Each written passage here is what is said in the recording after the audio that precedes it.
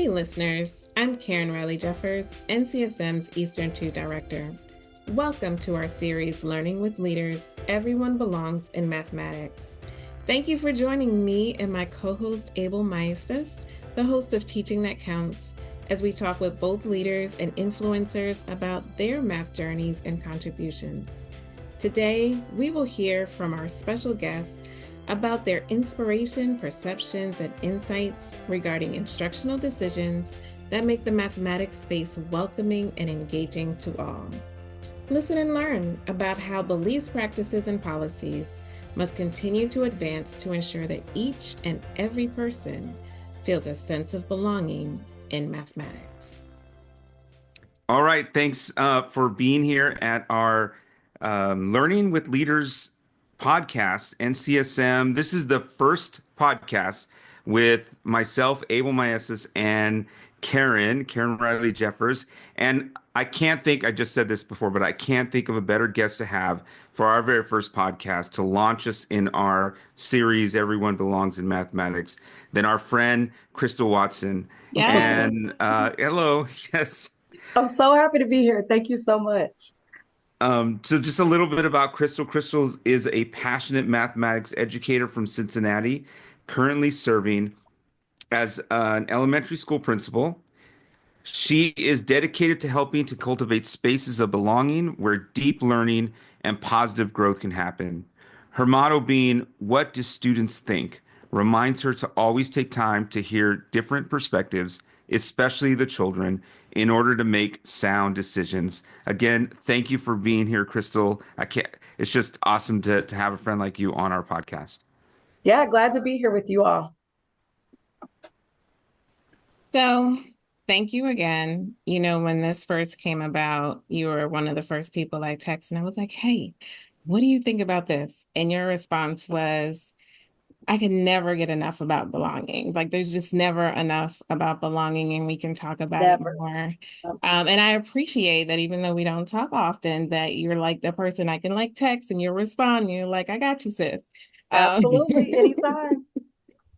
But before we begin, I know Abel just introduced you, but if you will share some of your journey in education that has led you to your current work. Yeah, absolutely. So I'm a career changer. So I spent some time in corporate America, doing things that I didn't really care about, but that made me money, right? And there was one time where I was like, you know what? I don't care about what I'm doing in work, and it's making me depressed. So what do I want to do next? Because I can't live my life like this, right? And I was like, oh, I want to teach. So I joined Teach for America. I know, surprise, surprise, all of us don't suck like everybody thinks. So Teach for America, Cincinnati, I was placed in a 7th and 8th grade mathematics classroom in a K-8 building after telling the then mathematics manager, Emily Campbell, that I want to teach anything but math. And she was like, oh, that sounds like you'd be a great math teacher. And I was like, you're crazy. But she really pushed me, and she was like, try it. I promise you, we got you. And I was like, okay, well, I feel like this is a calling for me, so let's go. I spent years in the classroom getting all the learning that I could from anybody that wanted to offer it. And then I was offered a fellowship at Columbia through TFA and CPS. And the fellowship was to get my second master's in educational leadership and my principal licensure. But the caveat was that I have to be in a leadership role within CPS for 4 years, directly leaving that fellowship. So I had to choose, like, what do I want to do next? And I was like, you know what? I haven't been in the classroom as long as I would have wanted to be, but I have a good foundation. So how about I coach teachers? And I had an option. I could have been an assistant principal, or I could have went to coaching. And I was like, you know what? I want to coach. I want to learn how to build meaningful relationships with teachers and help them see their own potential and to grow, and honestly just love on them at that point, because it was right after COVID. And I want to do that non-evaluatively first, just to kind of sharpen my saw. So I did that for a couple years. And then finally I was like, you know what? I'm ready to jump. I'm ready to leap. I want to be an assistant principal. And anybody in my district will tell you, like, I'm not one to just be like, put me wherever you want. I had a set of requirements, like the building that you put me in, I have to be with a strong leader. I need to be in, such and such and such and such. So I was placed at Reezy Price Academy, where kindness is the culture, with Tiffany Mayer, and one of the best years that I've had. Learned a lot, built lots of relationships, and then this year got called upon to take on the principal role. So that's kind of where I ended up where I am. That's awesome. Awesome. Yeah, I love all those movements, from one to the next to the next to the next. It's Yeah. so many experiences that have led you to that. Yeah. So our theme for this this series is everyone belongs in mathematics. So you get to be the first one to answer our leadoff question, and that is, what does it mean to belong in mathematics? Oh my gosh, y'all, this is like, so y'all know that I do a bunch of conferences and conference appearances. And Yeah. I had a little bit of anxiety about conference presentations at first, because I was like, you know what? I'm not talking about fluency and, mathematics content. I'm really talking about like the crux of like the human being, right? Like, what does it mean to be a human being and experience math within a classroom, within a school system? And that's kind of been my niche ever since, right? And belonging has always been at the center of what I'm talking about. I've always talked about voice, student agency, and really belonging is at the middle of that, right? At the center of that. And to me, it means that there's a deeper, more personal interest in not getting the right answers. And don't troll me, Fox News. Right answers matter at one point, but it means that we have a personal interest in not getting those right answers right away, but in the process of like learning and using math in ways that make sense for us, right? It means that all thinking and approaches, right? So even the kids that just draw a picture or sit and think with nothing on the paper, all of it is valuable and all of it is welcomed, right? As a non-negotiable part of teaching and learning math. It means to be able to see connections to our own lives and our own experiences, right? And nobody can tell us what that means except for when we ask that one person. So if I ask, I'm just going to call out some of my old students. If I ask Lantez what belonging in mathematics is, he's going to tell me one thing. And then I ask Nyla, she's going to tell me another thing. And I ask Talia, and she tells me another thing. So the crux of understanding belonging in mathematics is actually asking the students that are in front of you, because it's going to change from bell to bell, year to year, student to student. That's amazing, because it makes me think, like, if you make a habit of doing something like that, then it's almost like you're creating your own portfolio of what it means to help students belong in so many different ways, because someone is going to bring something different to add to your repertoire to help increase how you help others belong in the classroom. Absolutely. I absolutely love that. So we love following you on social media. Yeah, absolutely. Some time ago, you wrote, young people don't hate math. They hate feeling like it's outside their possibilities. How do you build a community of welcomed confusion? Can you talk about that some more and help us answer that question? Yeah, absolutely. So a lot of people usually refer to this as mistake making, but I feel like it's a little deeper than that. So for me, it's about making sure that there are clear and intentional ways that students can say, I don't know, or I just don't get it, or even show nonverbally through their body language or putting their head down. And they're not met with disappointment or judgment or the long sighs and eye rolls or the body language that tells them that they're getting on your nerves, right? But rather in a way to welcome their questioning, help them find an entry point, right? So if you've got your head down, there's a reason for that. And even when you're tired, if you're engaged in something, think about the last time today, I was really tired, but I was so engaged in the learning because it was engaging to me, right? It spoke to what I wanted to sharpen my saw about. So there's ways to find them entry points, right? I think back to a student that was in an 8th grade classroom and really, really struggled with just basic multiplication facts. And I try to tell people, like, stop doing time tests, stop it, and stop trying to get kids to memorize their multiplication facts past 4th grade. Give them ways to multiply without memorization. There's so many ways. Give them a hundreds chart. Show them the patterns within the hundreds chart. Give them, show them arrays. Show them, area models. Like all of these different things, right? This child loved added addition. A repeated addition. 8th grade. So we were multiplying like 2-digit by 3-digit or something. He literally took that 3-digit number and we had the dry erase markers on the desk. And I said, go ahead, baby.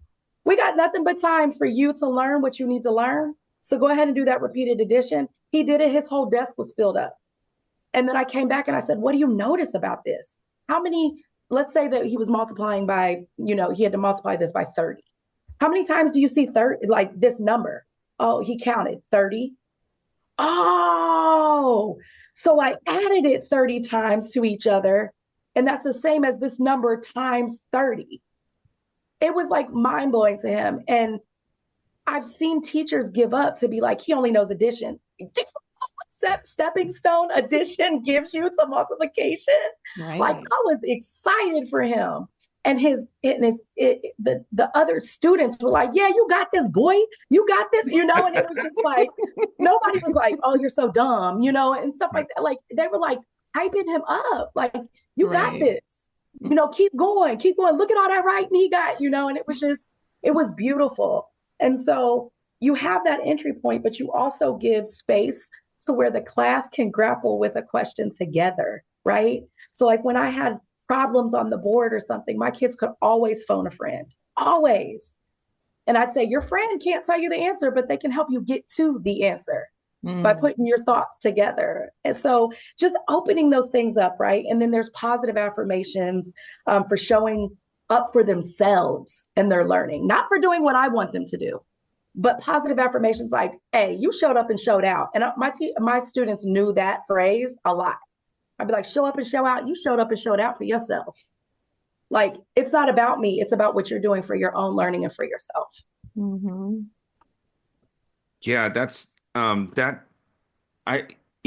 speaks to how you mentioned the agency, right? And owning the math. And I think that's so powerful when students can own their own math and that the teacher allows them to be thinkers and solvers and then own the math and then see themselves in the mathematics. I think that's such a hugely powerful piece for students in taking ownership of the mathematics and then being able to see themselves as math people. I really think that for sure. Super important. For sure. We've noticed that sometimes teachers, especially in the elementary level, right? Secondary level, sometimes a teacher see themselves as math experts, not as fearful as in the math, but elementary teachers don't often feel that way. We've asked elementary teachers how they felt about mathematics, and we often get negative views of mathematics from our elementary school teachers. So I'm wondering, in your current role as an administrator, how do you help students and teachers feel a sense of belonging in mathematics? So affirmations are my love language. And then also folks asking, can I see that? Can you show me? That's another way that like pumps me up, right? I don't want you to ask me to tell you. I want you to say, can you show me that? Because I'll be like, absolutely. Give me a group, give me a classroom, and let's do it. Because I'm going to make mistakes. I don't know your kids like you do, but I want you to see that, right? So I feel welcome when I hear affirmations, and I love to hear teachers turn those affirmations to affirm themselves, right? Like, I got this, I can do this, because they believe in the power of their own growth, right? Because somebody believed in them at one point or another. But I want to affirm what you're saying about elementary teachers being shy about mathematics because there is a heavy emphasis on literacy, and we know that, right? So when you're going into lead an elementary building, I think that that's something that you just have to know. In my current role, in my current building, I have two really strong math K and 1 teachers.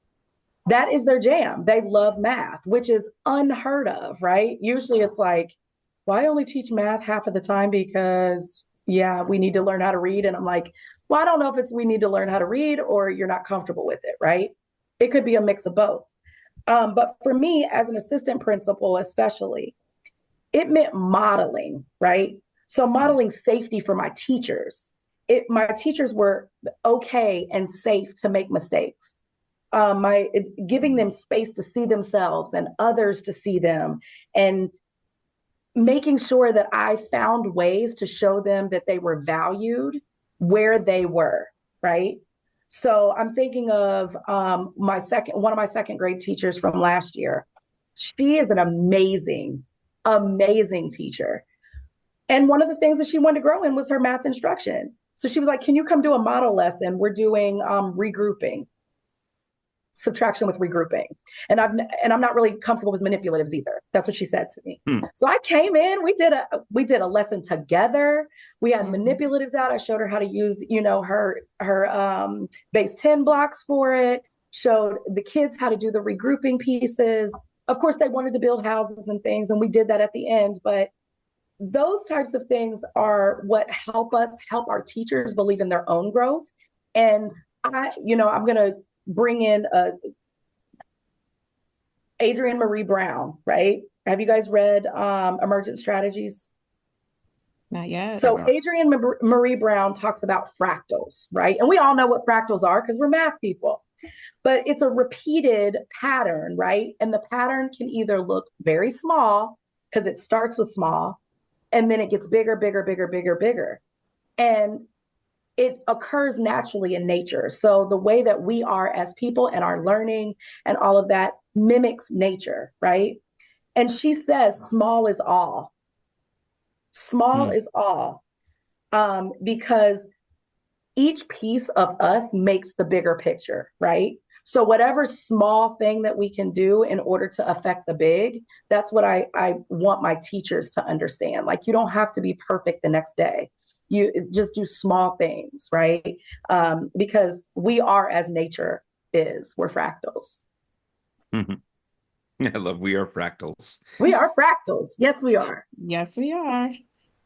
It just makes me think about what we want to see in our students too, because we want our students to feel comfortable enough to make mistakes. We want them to be risk takers. And I really appreciate the fact that you're willing to place yourself in the classroom, in like getting in the ring with the teacher, so that you're working side by side in partnership so that they feel comfortable to contribute to their belonging. So, I mean, you're letting them know that you care, you love them, you're about the work, you're there for them. Absolutely. And that's great. So how can leaders support teachers in creating equitable learning spaces to increase belonging? So like, in addition to everything you said, like what else can leaders do? So I have a list of things. I have a list of 3 quick things, actually, but I want to start off before I even talk about those 3 things. I want to say that we as leaders have to give our teachers space to get to know themselves first, right? Because we don't allow enough reflection time in education because everything is emergent, right? Everything is an emergency. It needs to be done right now or we're failing kids, right? So, like, we don't have enough reflection time. We've got to give teachers some time to really get to know themselves in the content, right? So some teachers don't even know whether they're really good at the content or really bad at the content because they haven't had a chance to really dive in the way that they need to. But also giving them a chance to understand where their positionality within the classroom, right? So understanding how might I be showing up, and how does that affect my practice, right? So if I have a belief that students that test their first benchmark of the year off grade level, cannot access on grade level work, that is going to affect my level of expectation for those children, right? So I'm going to give them off grade level work. I'm going to feel like they can't do it. I'm going to give them low rigor. And that doesn't help anyone, right? So I think that's the first thing we have to do as leaders, is to check those things, right? Check those biases and give space to really learn and grow in that way. But the three things that I would say, one is professional development and personal development, right? And I'm not talking about just a PD that you can check off the box, or a PD that teachers want to multitask through because it's not effective. I'm talking really spending time and money, and it does take money to have PD, time and money in meaningful ways, so that teachers can have good PD, meaningful PD, PD that can sustain. Space to make errors and receive immediate feedback and meaningful feedback. So giving them the time, the space to make errors, to say, I don't know, right? Because I can't even tell you how many times I said, I don't know. And Sal Khan got me together, because I would go right to Khan Academy and be like, okay, I don't know this. Let me watch a video, listen to Sal for a little bit, practice before I got in front of my kids, right? The last thing that I would say is support to grow, right? So whatever that support looks like, because it looks like different things for different people. Some people want to be coached in the moment. So come in, watch me teach. That was me. I wanted you to come in, watch me teach, and just tell me things right away. Like, okay, this could have been better right here. There's some folks that just want to write up afterwards, right? To say what I saw. Some folks want a face-to-face conversation. Some folks want me to come in and give them more time outside of the classroom to be able to plan and sharpen their saw. So support looks different. And then just rinse and repeat. Those three things. Oh yeah, it's funny you mentioned those. Sorry it's funny you mentioned those three things. Those are really the three things that I feel, as a coach myself, those are the things that bring me joy when I'm working with teachers. Yes. Is giving them time for good professional development on what they want in their profession, how they want to see their growth, giving them some space to make those, and then supporting them in ways that I can. That makes me feel good as a coach, working with teachers to be able to do that. So I love that. So that being said, you gave three really good things. Is there any last, like, one tip? And this is our last question for all of our guests, and you get to be the very first person to answer our last question. Let's go.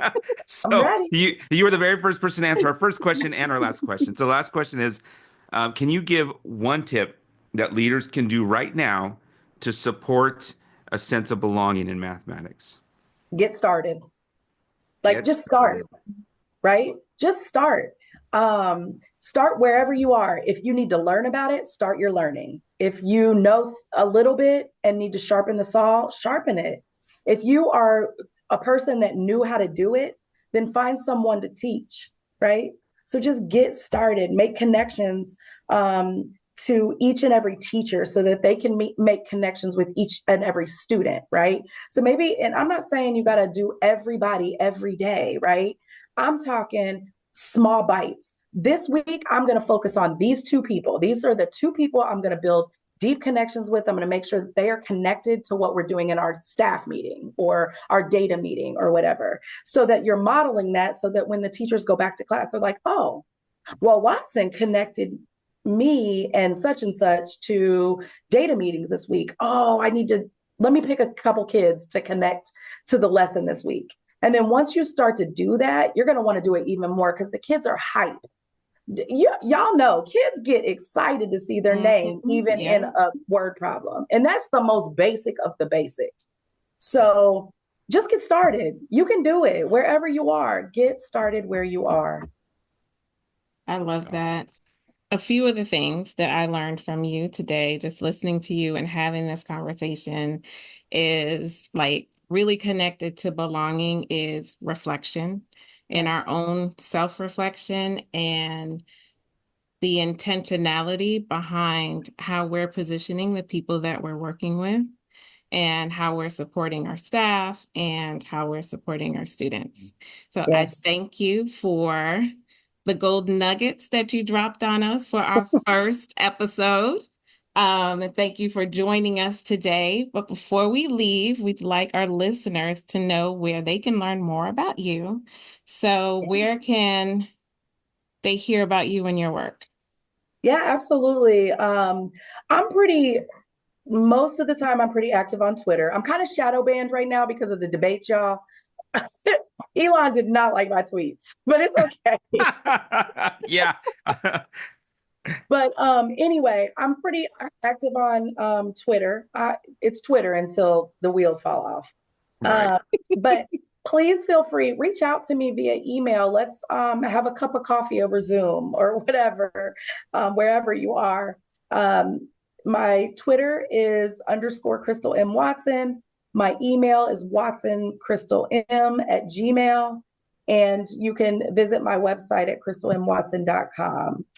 Any of those ways to get to know a little bit more about me and or interact. I welcome it all. I'm still learning. Nobody ever arrives until we do. Yes. That's right. All right. Thank you so much again for joining us today. We really appreciate your time.